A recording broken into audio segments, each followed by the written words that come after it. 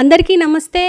ప్రస్తుతం మనతో పాటు మాజీ రాజ్యసభ సభ్యులు వి హనుమంతరావు గారు ఉన్నారు. ఆయనతో మాట్లాడదాం. నమస్కారం సార్.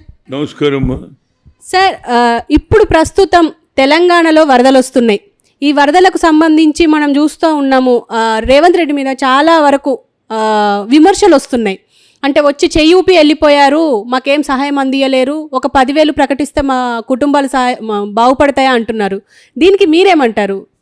చూడండి, ఇది దేవుడు సృష్టించినటువంటి కలామిటీ, రైట్?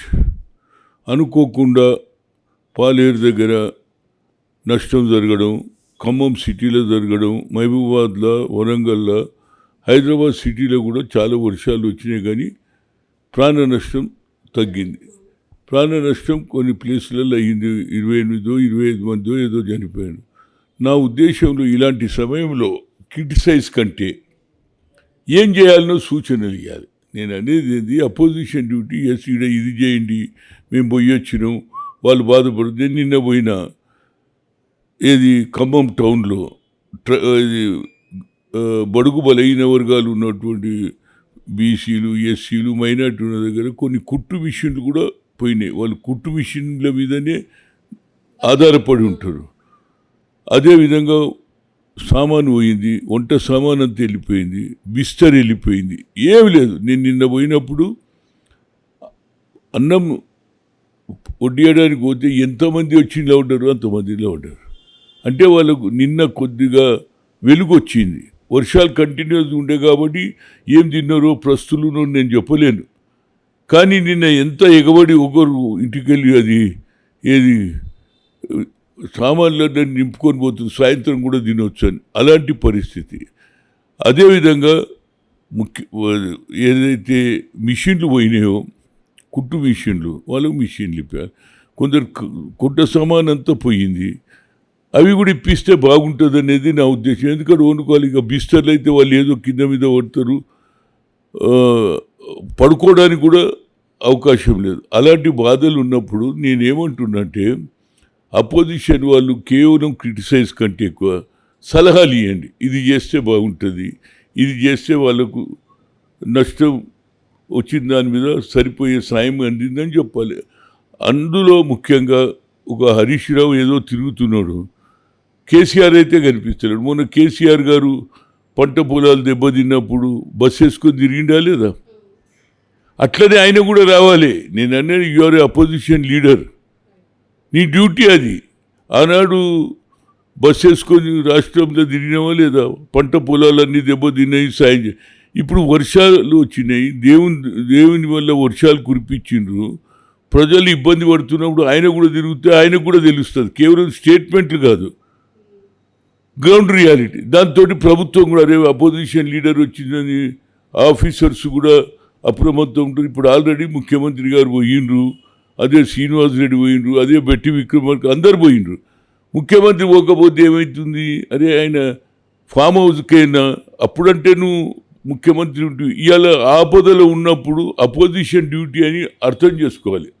కేవలం స్టేట్మెంట్లు ఇచ్చి అది ఇప్పుడు నేను ఇవాళ చూసిన కొందరు అప్పులతో బాధపడి రైతు ఏది మన 2 లక్షల రుణమాఫీ కాలేదని ఇద్దరు ఏదో చనిపోయినారు. కనుక అటువంటి జరుగుతూనే ఉంటాయి. దానికి తప్పనిసరిగా ముఖ్యమంత్రి గారు మిగతాయి కూడా ఇస్తానే అంటున్నాడు. దాన్నే మనం పొలిటికల్ అడ్వాంటేజ్ తీసుకోకుండా ఇవాళ ఒక కొత్త ఇష్యూ వచ్చింది.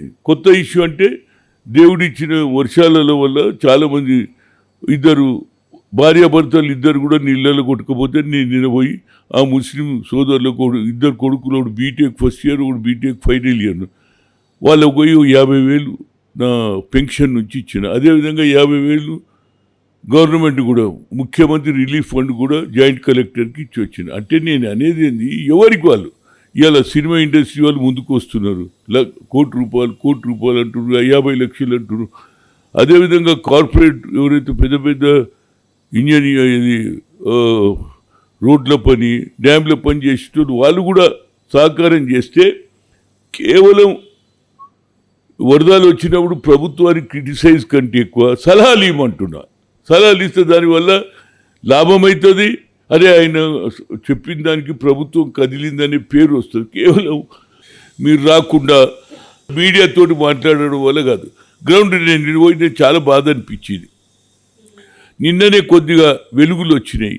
అసలు పునర్దానిక ఇళ్ళలో నీళ్ళే, ఇంతవరకు ఫస్ట్ ఫ్లోర్ దానికా కూడా నీళ్ళు వచ్చినాయి. కొందరు బంగ్లా మీదనే ఉన్నారు, తిండికి లేదు, ఎవడొచ్చి కూడా సాయం చేయలేడు కదా.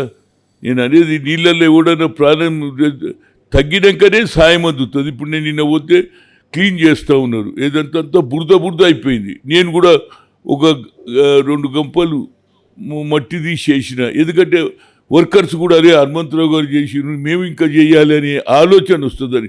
అదేవిధంగా లోకల్ వాళ్ళు కూడా అరే ఇంత పెద్ద నాయకుడు వచ్చి మట్టి తీయడానికి గంపెత్తుకున్నాడు, మనం ఎందుకు చేయొద్దు అనేది ఆదర్శం కావాలనేది.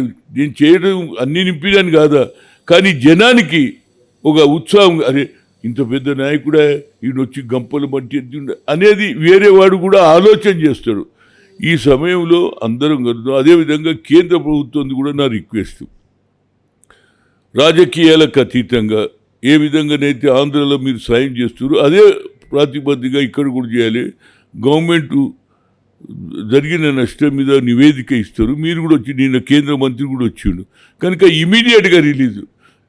మనిషి కష్టకాలంలో ఉండి మంచిగా ఉన్నప్పుడు సాయం చేస్తే దాన్ని గుర్తించారు. ఇప్పుడు చేస్తే కేంద్ర ప్రభుత్వానికి మంచి పేరు వస్తుంది, రాష్ట్ర ప్రభుత్వం రేవంత్ రెడ్డికి కూడా మంచి పేరు వస్తుంది అనేది నా ఉద్దేశం. ఎందుకంటే అక్కడ ఉన్న మంత్రులు తిరుగుతూనే ఉన్నారు, చేస్తాను. నేను కూడా ఎప్పుడో పోదామనుకున్నా, కానీ వర్షాలలో పోయి ఏం చేస్తాం? ఆ కోపం మీద మేము పోతే మమ్మల్ని కూడా తిరుగుతారు, ఏమే ఇవాళ వచ్చిండ్రు అంటారు. కొద్దిగా ఎండ తగ్గినాక నిన్న ఇవ్వడేమనిలే, నేను కొంత బట్టలు వంచాను, అన్నం కూడా పెట్టాను, ఇవన్నీ కూడా చెయ్యాలి. చేస్తే ఏమైతే అరే హైదరాబాద్కి వెళ్ళి హనుమంతరావు వచ్చి చేసిన మనం ఎందుకు చేయాలని లోకల్ ఉన్న కార్యకర్తలు కానీ సోషల్ ఆర్గనైజేషన్ ముందుకు పోతుంది. కనుక అపోజిషన్ బీఆర్ఎస్ పార్టీ కూడా అదేదో హరీష్ తిరుగుతున్నాడు, కేసీఆర్ కూడా తిరగాలి. కేసీఆర్ బస్సు ఉన్నది, బస్సు మీద పోతే ఒకసారి పోయింది అనుకో, ఓనాడు ఖమ్మం, ఓనాడు ఏది వరంగల్, అదేవిధంగా వేరే ప్రాంతంలో ఏదైతే ఉన్నదో అన్ని ప్రాంతాలు తిరిగితే ప్రభుత్వం దృష్టికి వస్తుంది, వాళ్ళు కూడా ఇమీడియట్ యాక్షన్ అవుతారు. ఇప్పుడు అఫీషియల్స్ కూడా ఒకరోజు వేతనాలు ఇచ్చారు, అఫీషియల్స్ కూడా రాత్రింబోలు కష్టపడుతున్నారు, మంత్రులు కష్టపడుతున్నారు. అదేవిధంగా అపోజిషన్ క్రిటిసైజ్ కంటే ఎక్కువ మీరు కూడా పోయి సలహాలు ఇవ్వమని కోరుతున్నారు. అది నా కేసీఆర్, మాజీ ముఖ్యమంత్రి కేసీఆర్ ఇప్పుడు ప్రస్తుతం అంటే బయటికి రాకపోవడానికి ఏదైనా పెద్ద పన్నాగం పన్నుతున్నారు అని చెప్పేసి చాలామంది అంటున్నారు. అండ్ అందుకే నిన్న యాగం కూడా చేశారు. వాళ్ళ చెల్లెలు ఏది టీఆర్ జైలు నుంచి రావడం జరిగింది, కొంత బాధ ఉండిండొచ్చు, కానీ ఆయన కూడా తిరగాలని అంటున్నాడు. ఆయన కూడా తిరిగి సరే ఈడ వాళ్ళతో అయ్యే సాయం కూడా చేయాలి. ఇవాళ ఓన్లీ మనం ఏది కార్పొరేట్ సెక్టర్సు, బిజినెస్ మెన్లు, సినిమా వాళ్ళు కాదు, ప్రభుత్వంలో మీరు నిన్నడదానికి ఉన్నారు కదా, మీరు కూడా వెళ్ళి కొన్ని జోబులకి వెళ్ళి తీయాలి. నాటువంటి వాడే పెన్షన్ ఇచ్చినప్పుడు మీరు కూడా ఇవ్వచ్చు కదా. నిన్నటిదానిక నువ్వు మంత్రి ఉంటివి, నువ్వు కూడా నీ సొంతంగా ఇస్తే అందరికీ కనువిప్పు అవుతుంది. అరే కేటీఆర్ గారు తన సొంత డబ్బు ఒక 2 కోట్లు 3 కోట్లు ఇస్తే ఒక మెసేజ్ పోతుంది. అరే మంత్రి వచ్చి 3 కోట్లు సాయం మీరు బట్టలు ఇస్తారా, బియ్యం ఇస్తారా, ఏదో ఒకటి వస్తు రూపంగా ఇవ్వండి. మీరేమంటారు, మేము ఆడ ఇస్తే వాళ్ళు సరి, మళ్ళీ దానికి ఒక కొత్త ప్రాబ్లం, మేము అన్ని ఇచ్చిన వాళ్ళు సరిగ్గా చేయలేదనుకో మీరే చేయండి. ప్రభుత్వం సలహాలు ఇవ్వండి. ఆ గల్లీలో ఏమైందో చూడండి, కుట్టు మిషన్లు పోయినాయి అంటున్నారు. ఒక 2000 ఒక 300-400 కుట్టు మిషన్ తీసుకుపోయి ఇవ్వండి, వాళ్ళందరూ కూడా సంతోషపడతారు కదా. కొందరు గిన్నెలు పోయినాయి, గిన్నెలు కూడా ఒక 2 లారీల గిన్నెలు తీసుకుపోయి పంచితే వాళ్ళు కూడా వండుకోవడానికి లేనే లేదు, కొట్టుకపోయినాయి, అన్నీ బట్టలు కొట్టుకపోయినాయి, బిస్తర్ కొట్టుకపోయింది. ఇక ఎట్లుంటారండి? ఇలాంటి సమయంలో రాజకీయాలకు అతీతంగా కేంద్ర ప్రభుత్వం కూడా దీన్ని నేషనల్ కలామిటీగా డిక్లేర్ చేయాలి. దానికి సరైన సాయం చేస్తే అందరూ మళ్ళీ కోలుకుంటారు.